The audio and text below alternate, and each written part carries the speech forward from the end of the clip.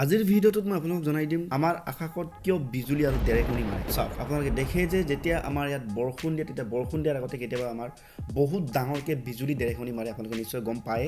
এতিয়া মই আপোনালোকক বুজাই দিম যে কিদৰে আৰু কেনেকৈ এই আকাশত এইদৰে ঢেৰেকনি বা বিজুলী মাৰে, আৰু মই যিখিনি আপোনালোকক বুজাম সেই সকলোখিনি আপোনালোকক মই বিজ্ঞান ভিত্তিকভাৱে নুবুজাই সম্পূৰ্ণ সহজ ভাষাত বুজাম, গতিকে আপোনালোকে নিশ্চয় বুজি পাব।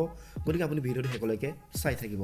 আচলতে আপোনালোকে গম পায় যে আমাৰ আকাশত বহুত ডাৱৰ আছে আৰু এই ডাৱৰৰ ভিতৰতে আছে সৰু সৰু আৰ্দ্ৰতা। এটা প্ৰশ্ন হ'ব পাৰে যে এই আৰ্দ্ৰতা কি হয়? আচলতে এই আৰ্দ্ৰতা হৈছে ডাৱৰৰ ভিতৰত থকা সৰু সৰু একেবাৰে ক্ষুদ্ৰ ক্ষুদ্ৰ বৰফৰ টুকুৰাবোৰ, আৰু এই বৰফৰ টুকুৰাবোৰ যেতিয়া এই ডাৱৰৰ ভিতৰত থাকে তেতিয়া এই সৰু সৰু আৰ্দ্ৰতা বা এই সৰু সৰু বৰফৰ টুকুৰাৰ ভিতৰত বায়ু সোমাই যায় বা বতাহ প্ৰৱেশ কৰে।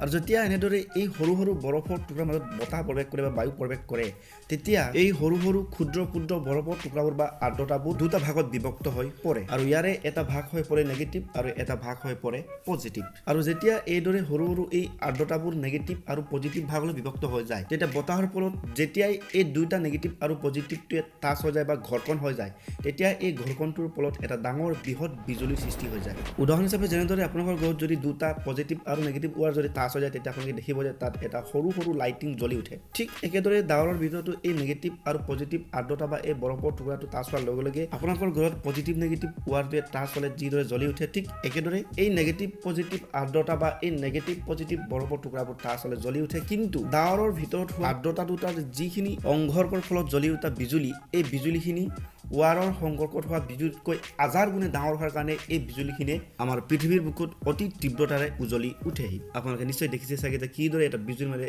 গোটেই পৃথিৱীখন এক মুহূৰ্তৰ কাৰণে উজ্বলি উঠে। গতিকে এনে কেতবোৰৰ কাৰণে আমাৰ পৃথিৱীত এইদৰে বিজুলী হয়। ইফালে ঢেৰেকনিৰ ক্ষেত্ৰত যদি চাওঁ তেন্তে জনাম যে যেতিয়া এই বিজুলীটো উৎপন্ন হওঁতে এটা সংঘৰ্ষ হয়, আৰু এই সংঘৰ্ষৰ পৰা যিখিনি চাউণ্ড উৎপন্ন হয় এই চাউণ্ডখিনি হৈছে ঢেৰেকনি। গতিকে এইটোৱে হৈছে আমাৰ পৃথিৱীৰ উপৰিভাগত থকা আকাশখনত হোৱা বিজুলী আৰু ঢেৰেকনি হোৱাৰ মুখ্য কাৰণ।